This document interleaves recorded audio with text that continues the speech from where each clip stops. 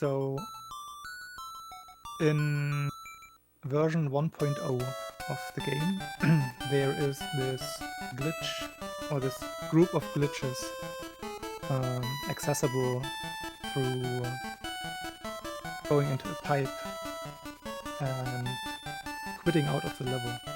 There are other versions of that kind of carryover, which we will also see in that run. So what they do is, you either, well, let's put it like this, you leave a level on the same frame as when something else happens, picking up a power-up, a star, going down a pipe, for example. And you take that state out of the level. And then when you re-enter the level, that effect will kick in. So potentially you will get the power-up animation when entering a level, or in the case of going down a pipe, you will go down a pipe. But usually you don't start in a pipe at the start of a level, right? But Mario still wants to go down a pipe. So you fall through the floor into a copy of the level without any active sprites.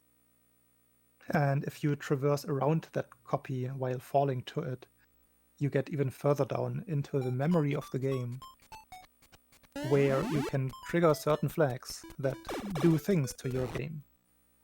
Like, if you want to go ahead and count down, I think now's a good time to get started. Okay, yeah. I will keep talking about that later. So here we go in 3, 2, 1, go.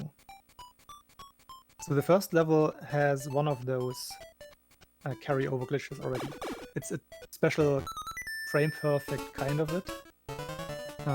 We grab this Koopa shell here, and we want to use that to end Mario's life on the same frame as we enter a pipe. I will only be able to tell afterwards if it worked, or I can just look at Slash's face and see if he got it or not. You will hear a distinct pipe sound if the trick is successful. So the shell should hit, Mario should die, and you should hear the pipe sound, but we are foregoing this here. It's another 25 seconds each try, and we will see the very same trick on the next level anyway. For level number 1, a successful execution would save about 14 seconds, I believe, if I remember my numbers correctly, compared to just running through the level like he is right now. So we want to stay small Mario here, because we want to die on the next level. The trick is a little bit easier to set up on the next level, because the projectile that is being used for committing self-harm is moving a lot slower here. So we want to wait on the pipe for that boulder, and then try to hit down to enter the pipe on exactly the right frame.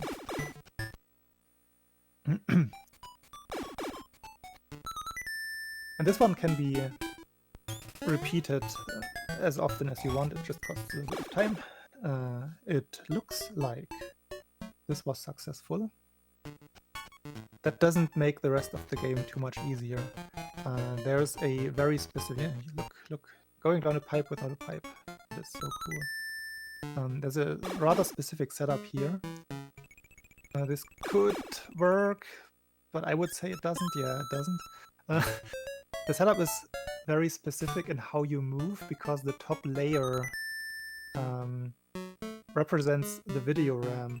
So whatever happens, whatever you see on screen actually influences what the top layer tiles do.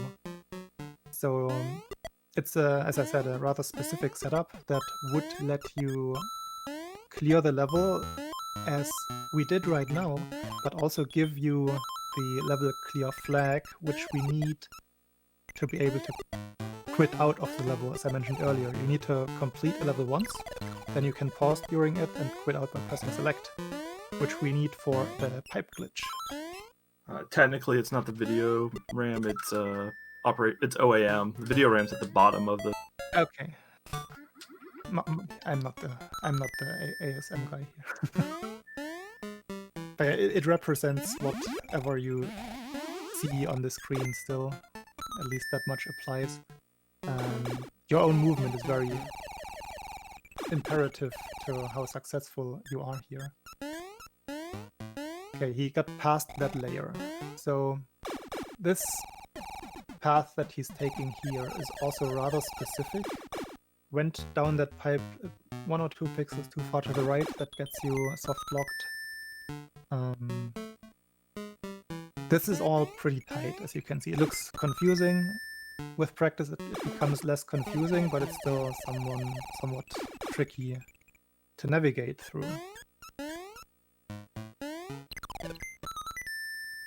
So we do want at least the Super Mario power-up here, because at the very end of this level we want to be able to break a block from above.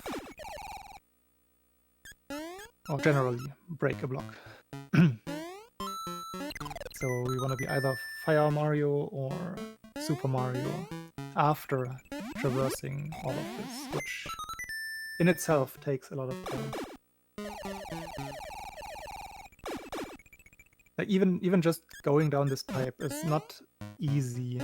You gotta know what you're doing, you gotta know what kind of movement makes that pipe even traversable.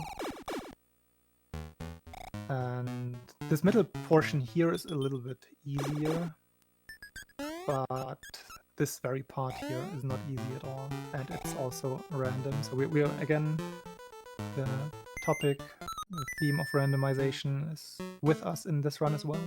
The sliding speed and sliding distance is somewhat random, depending on your speed oscillation when you start sliding. So we want to land on a very specific pixel on the pipe down there. Not this one, but the next one we will see. I think next time I'm going to have a little bit more time to right here. So you want to slide under an invisible block. You don't see it, but it's there. And you want to stop sliding, which you can influence, on a very specific pixel. Only on that one pixel it is possible for you to enter that pipe, but not just enter it, but you have to... In order to go down a pipe, Mario has to be standing. The problem here is if you stand up, Mario gets pushed out of that gap to the left. If you're on the right pixel. If you're on the wrong pixel, you get pushed out to the right and you're soft locked. So you would get pushed out the very frame, or one frame after standing up. So what you have to do is press down on that very frame after standing up, which you can pause buffer, which is still not easy, because it requires you to do a frame perfect pause right after standing up. So this whole category of any percent has quite a few of those frame perfect tricks, which makes it rather daunting to attempt, but very satisfying to complete. I can only recommend at least trying to go through this mess once. We have some good resources in the SML2 Discord. Hit up either dadinfinitum or me if you want to join that and play around with the game. But yeah, this can... Like this is typical here. You can just get unlucky, you can just start sliding a frame too early, which I still count as unlucky, because you can't be that frame perfect all the time. And yeah, you just have to wait until you land on the right pixel. And as I said, then it doesn't get too much easier with the frame perfect pause. That is so unlucky. Like with the setup we are using, starting to run from a certain pixel, we maximize the odds of landing on the right pixel, or rather of not overshooting it and getting soft locked. Because overshooting is the only thing that you truly want to avoid here. Sliding too short, not a big problem, it just costs time. Overshooting also costs time, just a lot more, because you have to get all the way to the pipe again. Which is good practice in itself, but during runs you want to avoid that.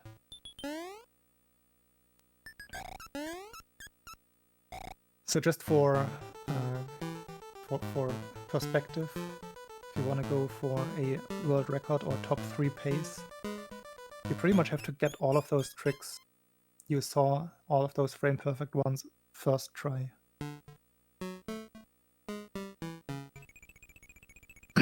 That's the level of optimization in this category.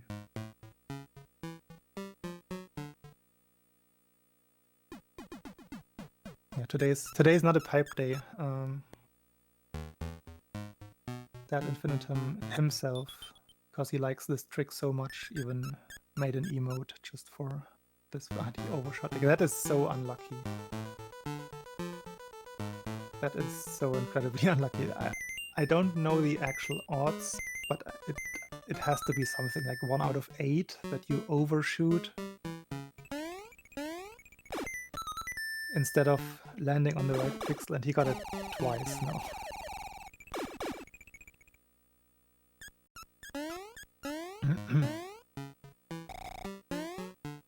Yeah, I can also warmly recommend that video by Retro Game Mechanics. That touches upon what actually happens in this out of... There is the right pixel. See, it can be so easy. He also got the pause buffer perfectly. Then there are some still not trivial inputs to actually get down here. And... okay, he should be in the clear now. There's a lot of falling here. And then he will land on something that looks like solid ground, which is, I believe, the safe ramp. And here we want to find one particular block that for some reason holds a flag that is not meant to be anything but 0. It's 0 by default. If you interact with these blocks by drawing them, you change their value. You set a flag that is not supposed to be set. And then upon entering... very good precision. Upon entering any level, the game credits will trigger, as you can see here, and the category ends. And that was the objective of that whole mess. Oh, it looks like that almost took 12 minutes. Neat! It's fine. Specifically the pixel pipe can just be very uncooperative.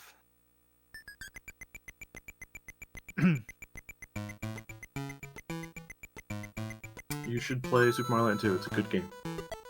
Yeah. A lot of people play it for a kid. Do randos. You want to plug your randomizer site again? Because all you need is a legally obtained ROM file of the game, and then just go to that web application there and click all the things that you want randomized, and then have fun with the randomizer yourself.